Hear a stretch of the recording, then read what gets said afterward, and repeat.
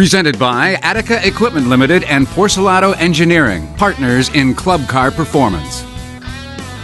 Okay, so you've got your transaxle removed from your car. It's in a bucket or on something that'll catch some of the oil. It's a bit of a messy process. You don't need a fancy stand like we use. We build a lot of these, so it makes sense for us.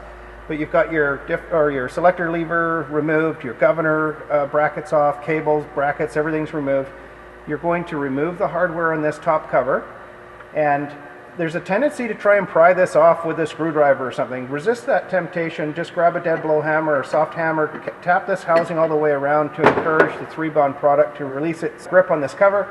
The cover comes off. You want to reach down and just put your shift fork up, and then just, give everything a good shake. All this stuff comes out.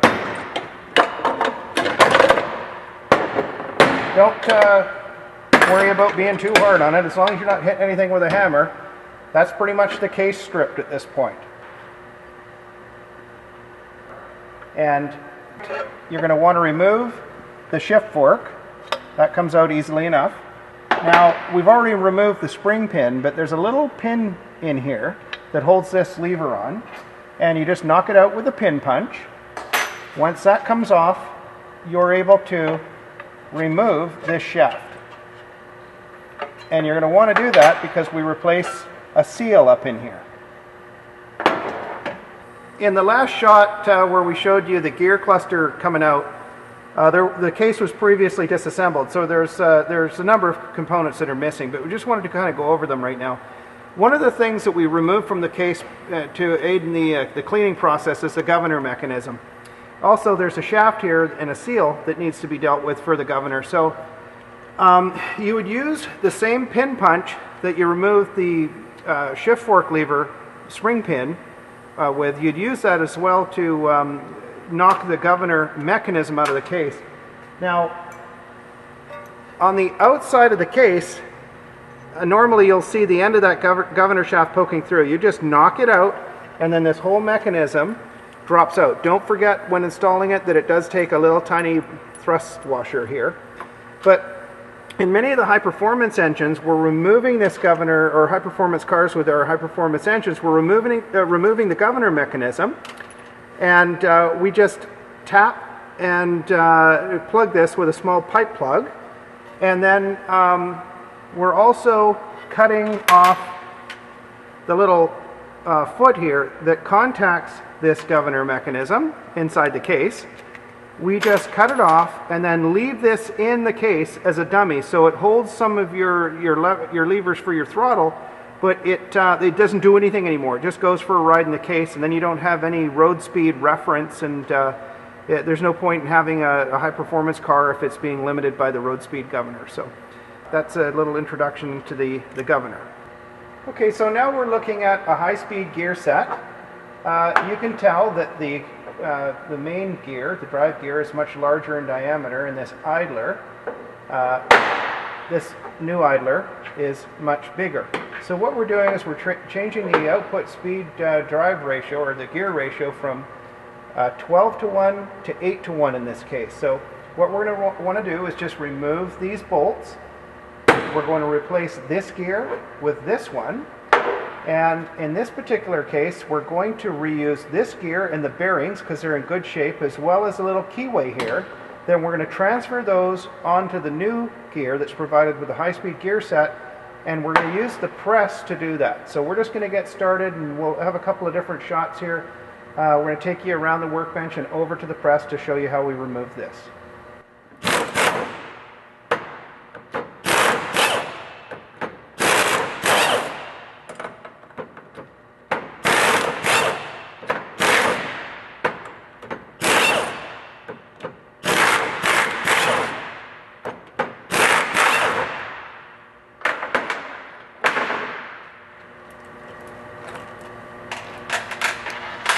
Okay, so now you're going to remove this gear, and you want to pay attention to the fact that it has a dowel in it right there. We're going to remove this dowel, once again with a pin punch, and we're going to transfer it onto this new high-speed gear, and then reassemble this unit.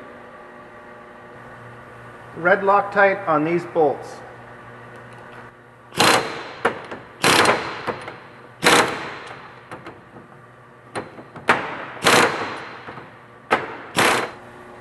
Okay, we're going to press this gear off and this bearing now. So we're in the small press here.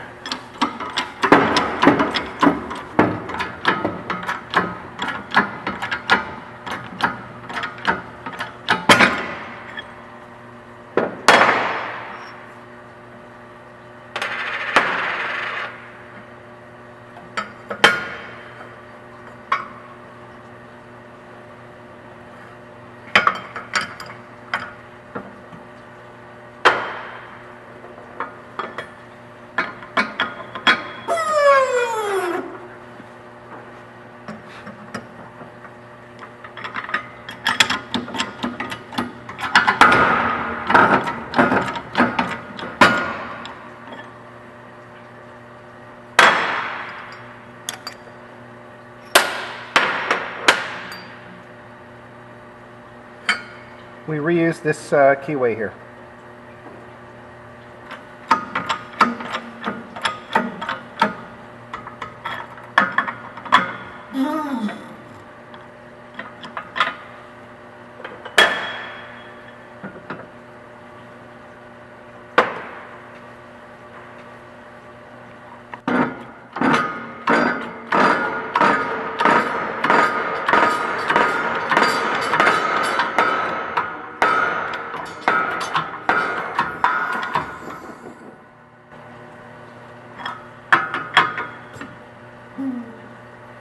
Now, just something to note here, on some of your gears you're going to have this dot. If you do, the dot faces towards the bearing. Now, if you don't have a dot, something to take note of is that there's a little bit of an offset on this gear. There's a thin sort of shoulder here and a little thicker shoulder on this side. If you get confused, the thicker shoulder on the gear is facing the bearing. About 50% of the transaxles we see have this bearing failing. It's actually located up in the back, the opposite end of the input shaft. It's the most likely to suffer from a lack of lube failure. How you remove that is you just put a bearing splitter on it, and you're going to have to hit the bearing splitter because it's really tight in here. You just bonk that in to get some compression, some squeeze on the bearing. Then you simply push it off. Once that's off, you're going to have access to disassemble this. So just to put this back together, we want to show you how to do it. Here's your synchronizer clutch and hub. If this should fall apart, don't worry, it's easy to assemble. Just remove the springs. There's a snap ring on either side. Put the three little dogs back in.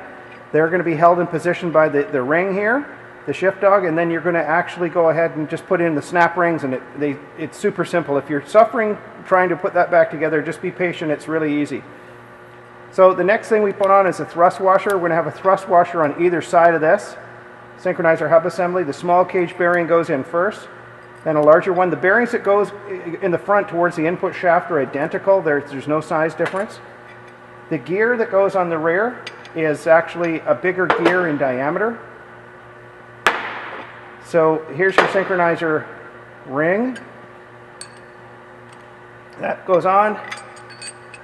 Then we have this baby. We just index that with the dogs. That goes on. Then we have a thrust washer we put in place. We've got a small pin. Don't forget this. It's the anchor for the governor gear. That goes into position. And then we go ahead and put on a Belleville washer. And then the new bearing, this isn't it, the new bearing will be pressed on, and it goes up against the Belleville washer, putting some compression on this, and it holds the whole thing together. In the next scene, we'll build up the front assembly.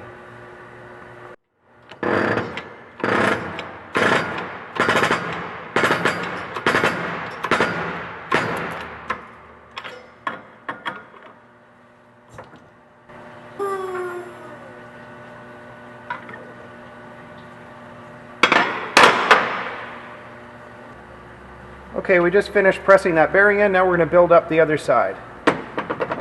Thrust washer goes in first.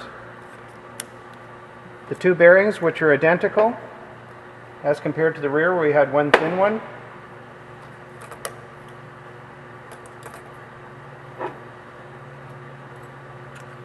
We've got a synchronizer ring.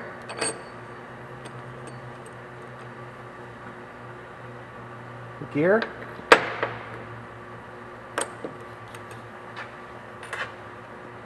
And then we've got a hardened washer,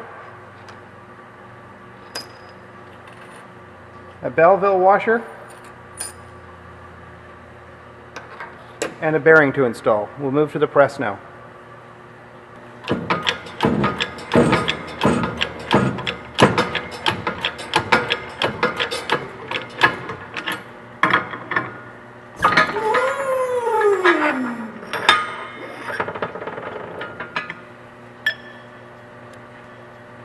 Okay, we've installed the 3 seals that come in the kit from Attica. We've got a seal at the input side where the input shaft goes in.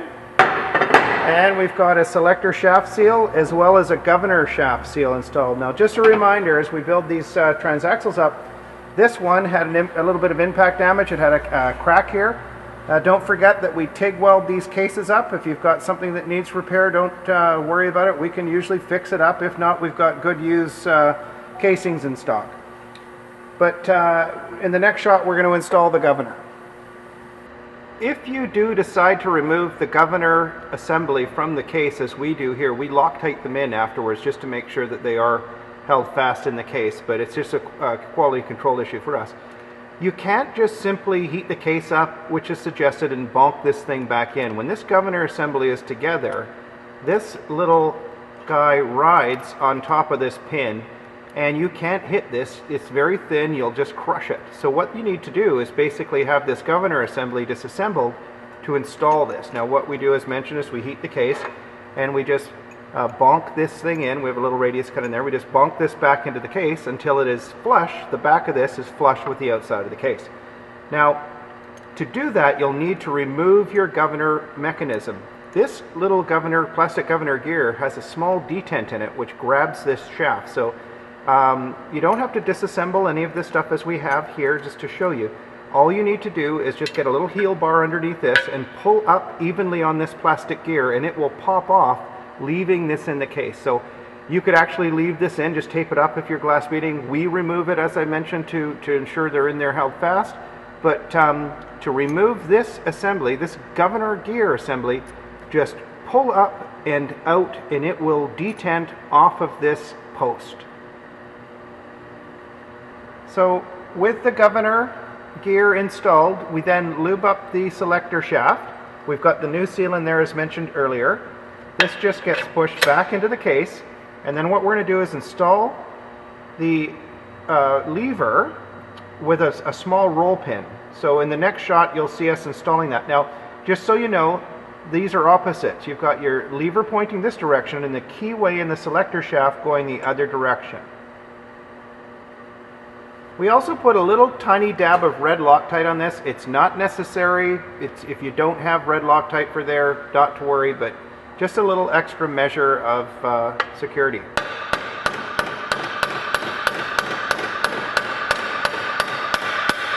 And your roll pin is just flush there. That's all you need to do. Okay, next we install the governor actuator shaft assembly. There's 2 washers. The thicker one goes in the bottom or inside the case up against these 2 little swedges here. So we'll install that. Sometimes it can be a little bit of a bear. You just kind of wiggle it through the case. Then we've got the thinner washer that goes on the outside. Just roll it vertical, and there's a small hairpin that just locks that assembly up. And then that's what makes contact with your governor. Okay, next you're going to want to install this little baffle assembly. It goes at the opposite end of the input shaft. So this little V-shaped guy goes down, the little post up. There's 2 tangs that engage in the case, just like that. Next we just lube up these bores a little bit in the case, and it just aids in the assembly. If we don't do this, the whole operation can be a little bit sticky. So just not very much, just a little bit.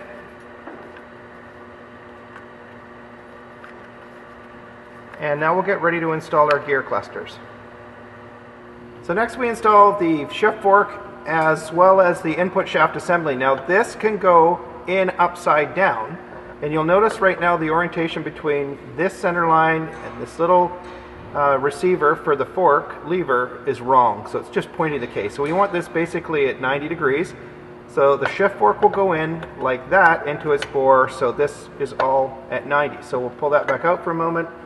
It goes onto our input shaft and cluster assembly. They go in together. We'll just get that lined up. And this goes down into the bore. And that's how we install the input shaft and shifter fork mechanism. Okay, next we install this idler. Kind of sneaks in the case here. If this is fully installed, the input shaft's fully down, it won't go in. So you just pull up on this a little bit, just maybe 3/16 of an inch, and then both of these things go down into the case together. One thing that I wanted to mention, we did this, I skipped ahead a little bit, but just give each one of your bearings just a little tiny bit of lube prior to going in. Just gives everything a little bit of a head start. So at this point we're going to install the differential assembly in the case and this idler. Now once this is all in, everything can kind of be wiggled down into position. Next step is to install the cover. So now we're getting ready to install the cover. We've seen many differentials come in, or transaxle assemblies, where they're leaking, and the customer did everything correctly, or their technician did, except for use the appropriate product here. Silicone will not work. You need to use the 3-bond product. It's suggested in the Club Car manual. You can buy it at Attica Equipment. We stock it here.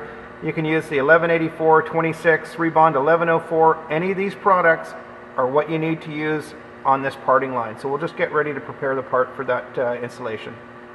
Okay, we've applied the 3-bond product around this mating surface here. Don't overdo it. You don't want to have goops of it falling, squishing into the case and messing up the beautiful job you just did. We've also got the case bores pre-lubricated as well as the seal. So with the 3-bond in and the case bores lubricated, you just turn this baby over.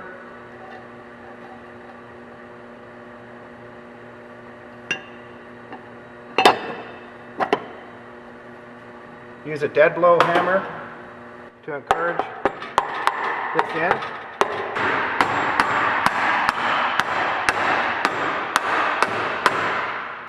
So now we're ready to install the hardware and torque it up.